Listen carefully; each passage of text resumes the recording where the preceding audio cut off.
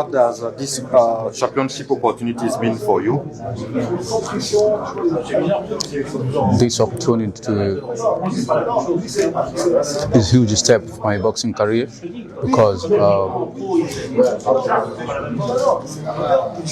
this is my first time to get opportunity to fight a world title, and that the big dream for any fight to become the world champion.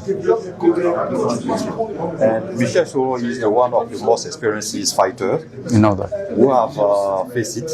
So what challenge do you expect from him? I know will not be an easy fight.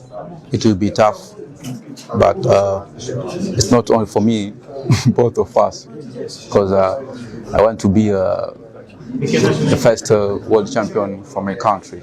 So I'm working hard, I train hard, I work hard for it, so I'm ready. That's why I'm here. That's the only I can say. Okay. We saw you at social media. How was your training camp? Very good, very tough, strong, because I want it. Do you believe that this is the best version of Hassan Mwakinyo? Fortune? I'm asking, do you believe that after the training camp, do you believe that this is the best version of Hassan Mwakinyo? Absolutely, yes, I believe in it. That's why I work very hard, because I know Michel is the best fighter in the world, and I know him very well. So I prepare for it. That's why. Any word to motivate people to come to support you, Tanzanian living in Ivory Coast? I would like to invite all of them, if they are around of here, or they can watch us on DSTV. I think so. I'm here to make them proud. So, yeah. Okay. Thank you very much. I would also thank everyone who come here supporting us, Dream Ring Promotion, to give me this opportunity, and IB World Organization also. I'm here, Soro, he's ready, I'm ready, let's do it. Kushushwa kwenye renki ni vitu vya kawaida. Nafikiri ni kwa sababu watu hawajui sana kuhusiana na boxing. Ndio maana ukiwa umeshuka renki, maana yake wanajua kama haujui au vipi. Kushuka renki ni kama kuwepo na wasanii alafu wenzao wao wanatoa hit song, wao hawatoi, maana yake wanaotoa watakuwa wanasikika sana. Sasa unawekwa kwenye renki ikiwa unastahili pale kupigana mara kwa mara. Ikiwa upigani, maana yake inabidi uwapishe wanaopigana, lakini haimaanishi chochote. Ni kama kupanda na kushuka kwa viwango vya dola. Ndio maana ya boxing rank, lakini haimaanishi chochote. Kitu ambacho watu hawakijui, boxing haina hela. Yaani sisi ndio tunapambana kutengeneza mazingira rafiki ya maboksa wawe na hela, maboksa ambao wakati mwingine wanatukosea adabu, kutuongelea vibaya nyuma pazia, lakini sisi kaka zao tunajaribu kuweka nguvu na jitihada kubwa kuhakikisha labda yanaweza kubadilisha maisha yao kwa namna fulani.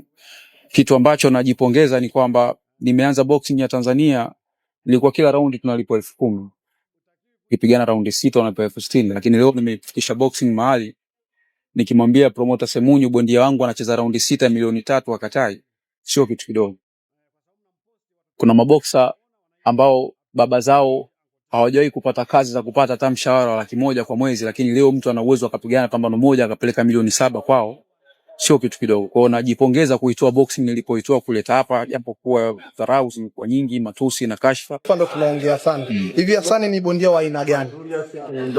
Awali ya yote namshukuru Mwenyezi Mungu kwa hii neema alionipa, kwa sababu mabondia wako wengi, lakini sio kila ambaye ni bondia ameweza kuafikishwa nilipo. Lakini kutokana na subira yangu, unyenyekevu kwa Mwenyezi Mungu, kutambua majukumu yangu katika familia, nini natakiwa kufanya kama mwanaume, wapi nataka kufika kama binadamu ambaye anahisia na ndoto kama watu wengine.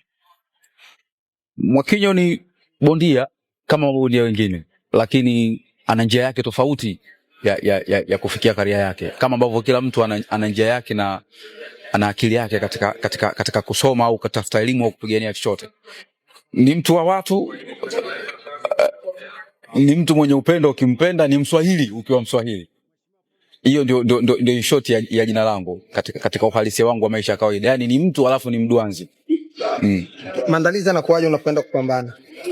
Mimi nashukuru Mwenyezi Mungu. Maandalizi yangu makubwa kwa sababu chachu au hamu ya ushindi iko ndani yangu. Tangu nimeanza kipindi hicho, promoter wangu ni Ali Mwazoa, alafu manager ni Sabakari Alfani, yani kwamba nafanya mazoezi napigana, alafu sina support ya mtu yoyote isipokuwa ni watu wangu wa karibu. Tutana support yenyewe ni uji tuna miogo ya kukaanga, lakini nilikuwa na uwezo wa kufanya vizuri. Kwa hivyo kama nitaaminiwa na watu wa serikali wakaeka imani na nguvu, naweza kufanya makubwa zaidi, kwa sababu sihitaji kutiliwa neno lolote ili mimi niweze kufika ninapotaka, lakini naamini vitu vyote vinawezekana.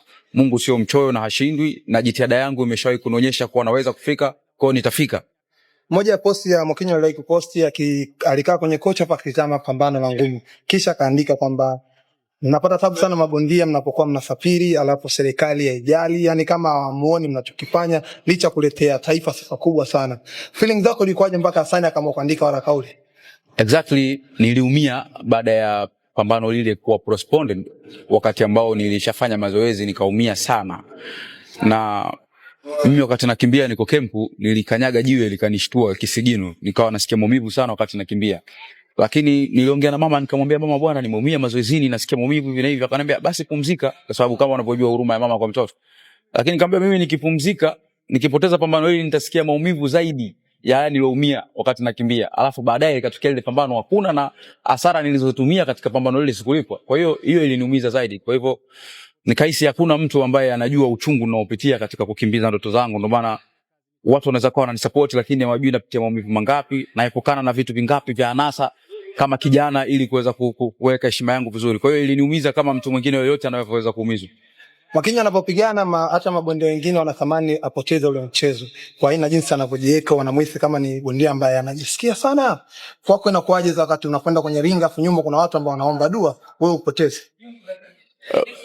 Sijaona neno sahihi katika hilo la kusema, lakini ninachoamini ni kwamba kuwaridhisha watu ni mwisho usiofikwa. Yani siwezi kufanya vitu nikawa sawa kwa watu wote, lakini siigi mtu, yani huu ndio uhalisia wa maisha yangu. Na ukiona mtu na tofauti naye, basi na yeye ana tofauti na mimi. Yani mimi ni mpenzi sana nikimpenda mtu, lakini ni mduanzi, haijawahi kutokea kama mtu akiniwekea kinyume.